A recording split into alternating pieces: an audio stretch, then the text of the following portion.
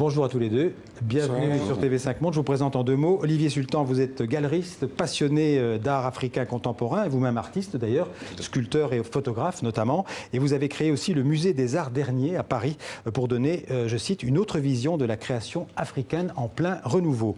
Et puis en face de vous, Nkrumah Lawson Dakou. Bonjour. Bonjour. Alors vous êtes photographe franco-togolais, mais vous préférez vous présenter comme un citoyen d'Afrique et du monde. Exactement. Voilà. Alors les rencontres d'Arles, c'est on peut dire le mondial de la photographie en France.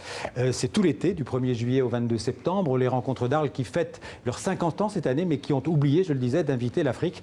Avant d'en parler avec vous deux et de combler cet oubli, si on peut, d'abord je vous propose de découvrir ce reportage tourné à Arles, une rencontre avec des artistes qui détournent l'histoire de la photographie pour déborder vers la peinture, l'installation ou la performance, ou quand la photographie sort du cadre. Un reportage de Pascal Achard et Gérald Breistroff.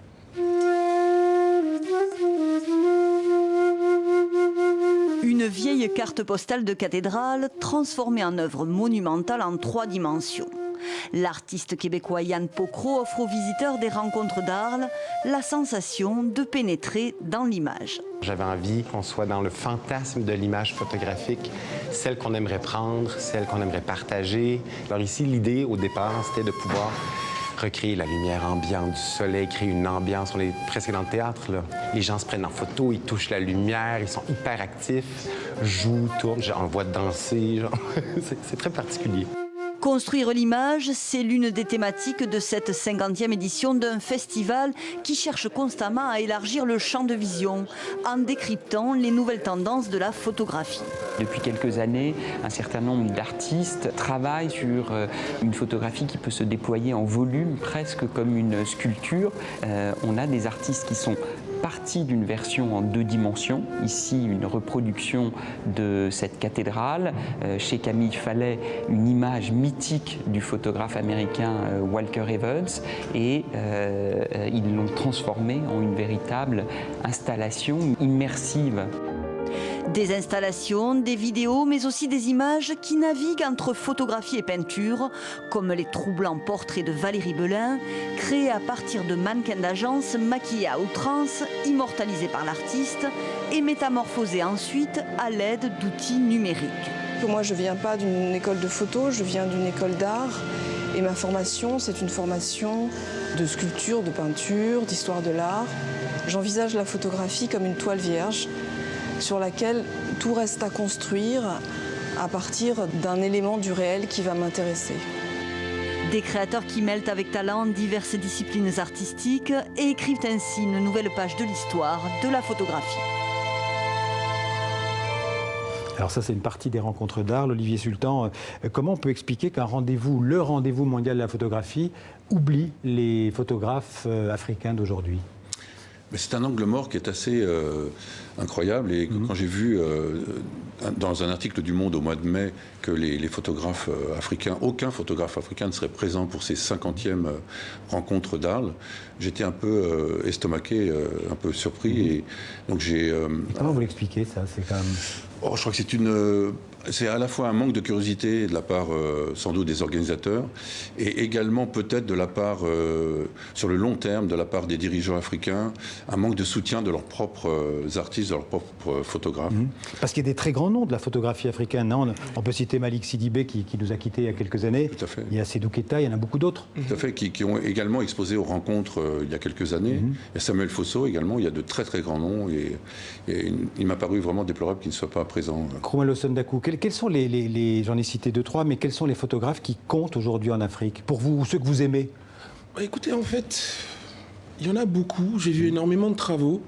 J'ai rencontré énormément de gens. Je ne pourrais pas forcément vous citer des noms parce que je n'ai pas forcément une bonne mémoire, mais je sais qu'aujourd'hui, au niveau de ce que je vois comme une forme d'avant-garde, tout est très innovant. Les gens sont très curieux du monde. Là, on voit en même temps des photos, vos photos, oui. Des très bonnes photos. Merci. Ça, c'est une série que j'ai réalisée à Dakar. Ouais. Et justement, c'est-à-dire que cette série, je l'ai réalisée parce qu'au bout de 10 ans de photographie, je me suis dit, quel est le plus important, qu'est-ce qu'on retiendra de toi, etc. Et dans tout cet écosystème photographique, j'ai simplement voulu faire ce que j'aimais le plus, donc j'ai basculé un peu vers l'onirisme, questionner le réel, et ça a donné ça, cette série de portraits à Dakar. C'est difficile pour la même question à tous les deux, mais je vais commencer par vous. C'est difficile pour un photographe africain de se faire un nom aujourd'hui dans le monde, j'imagine, assez fermé de la photographie? Disons que la photographie est un milieu qui est très compétitif de toute façon. Ensuite... Plus compétitif qu'avant? Largement, il y a beaucoup plus de photographes, il y a plus d'approches dans le médium. Enfin, c'est plus simplement un trépied, on cale sa photo, on fait un cliché. Chacun développe une démarche propre d'exploration. La concurrence est forte? Ah oui, la concurrence est très très forte et c'est très bien, puisque ça nous pousse, nous autres, à nous améliorer, bien sûr. Mais par exemple, il y a des expositions, il y a des galeries en Afrique. Est-ce que vous pouvez aussi exposer dans vos pays d'origine? Oui, bien sûr, il y a des galeries en Afrique. Il y en a en Côte d'Ivoire, il y en a au Sénégal, il y a une fondation qui s'est ouverte au Bénin, la Fondation Zinsou. En Afrique du Sud, ça bouge énormément. Ensuite, ce qui peut paraître difficile, c'est... Disons que dans l'écosystème global, dans lequel est inscrit art d'ailleurs, puisque c'est un des phares de la photographie, comment dire... Quelle était la question déjà? Je suis désolé. C'est difficile de se faire un nom.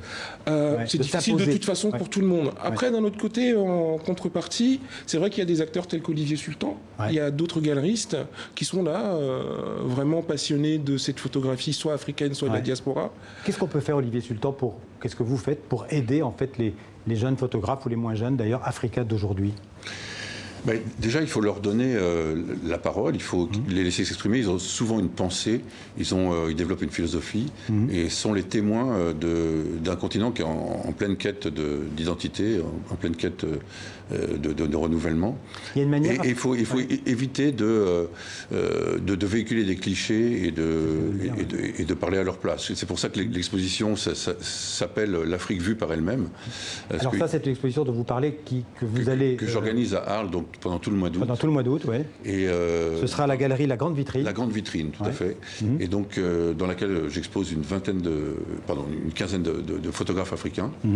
Et la particularité de ces photographes, c'est que chacun à sa manière exprime sa vision de l'Afrique, sa vision de l'identité africaine d'aujourd'hui. Parce de par le passé, on a beaucoup montré des photos de photographes occidentaux sur l'Afrique, et on a très peu donné la parole aux Africains. Quand vous voyez une photo, vous qui avez l'œil acéré, vous voyez tout de suite que c'est un photographe africain. Est-ce qu'il y a une manière africaine, je vous poserai la même question après, est-ce qu'il y a une manière africaine, est-ce que les photographes africains ont une identité africaine particulière dans la façon de travailler? Alors je ne suis pas dans l'essentialisme, je ne pense pas qu'il y ait... Sans tomber dans l'essentialisme. Je pense qu'il y ait de caractéristiques propres à l'artiste africain. Mais ceci dit, je pense qu'on peut voir quand un photographe est en général plongé dans son milieu, quand il a une sympathie avec les gens, quand il y a une bonne connaissance des sujets, quand il y a une empathie, une sympathie, et quand il y a peu d'altérité, quand vraiment on sent que le regard est à la fois bienveillant, sympathique, et étant vers, disons, mettre les gens à l'honneur. Vous êtes photographe, point final, ou vous êtes photographe africain? Je suis photographe, point final, à la ligne photographe africain, à la ligne photographe français. Et j'ai aucun problème à passer de l'un à l'autre ou à être les trois en même temps. Ensuite, pour répondre à la question que vous venez de poser, c'est assez drôle puisque j'ai eu l'occasion de venir il y a quelques années et votre collègue m'avait posé la même question à laquelle j'avais répondu, et dans mon fort intérieur, j'ai répondu, mais je me disais mais qu'est-ce que ça veut dire cette question, etc., etc. Et quelques années plus tard, en fait, je retrouve cette question, je la trouve par contre intéressante. C'est-à-dire de la même façon qu'il y a une école de la photographie scandinave, qu'on l'identifie tout de suite. Est-ce qu'on pourrait identifier de la photographie africaine? Moi, je pense que non, en fait. Je pense que non, parce que quand on voit au niveau de la pratique ce qui se fait sur le continent en ce moment, le continent est vaste, les intérêts ne sont pas les mêmes, les environnements ne sont pas les mêmes, les contraintes ne sont pas les mêmes. Et pour moi, le propre du photographe africain, en fait, c'est d'être complètement décomplexé au niveau de son approche et de sa pratique pour se mettre qu'au service de l'image. Comment vous êtes devenu photographe?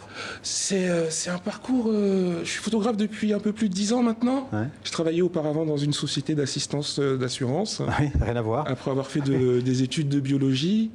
Et en fait, j'ai été amené à la photographie puisque lorsqu'on est arrivé, en France en tant que réfugié politique. Et au cours de ce long voyage, j'ai découvert le monde la nuit. Parce qu'on a pris le train la nuit à cette époque et j'avais des images fantastiques. Et une fois qu'on est arrivé en fait en France, où il y avait une télévision et j'ai découvert les images par le cinéma en fait.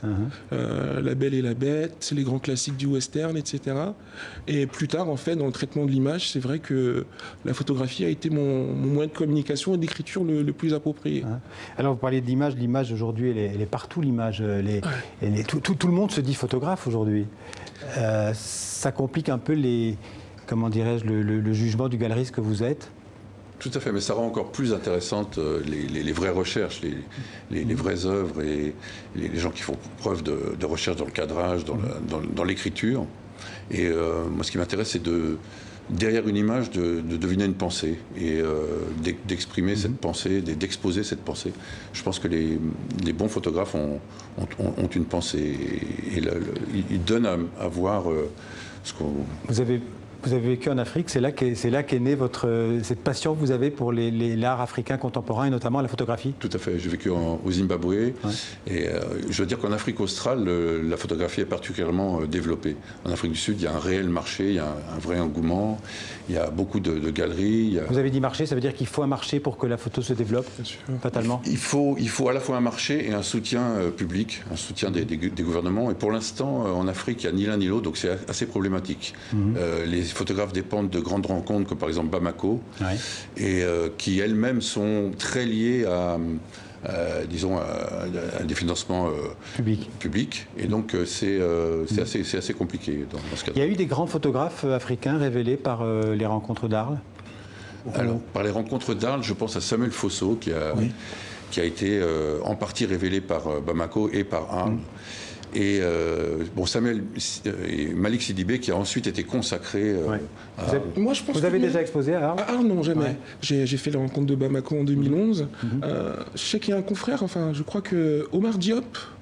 Je sais pas qui. Omar Victor Diop. Omar Victor Diop, qui a un travail absolument incroyable, qui lui a été, il y a quelques années, 3-4 ans peut-être à peine, exposé aux rencontres d'Arles. Encore un mot, Olivier Sultan, je disais tout à l'heure que vous aviez créé fondé le musée des Arts derniers. Tout à fait. On connaît le musée des Arts premiers, c'est quoi le musée des Arts derniers? Alors maintenant c'est une galerie d'art qui s'appelle Galerie Art Z, mais à l'époque c'était en même temps que la création du Quai Branly, c'était pour exprimer la réalité qui est que l'Afrique n'est pas primitive. À l'époque le musée du Quai Branly devait s'appeler le musée des Arts premiers.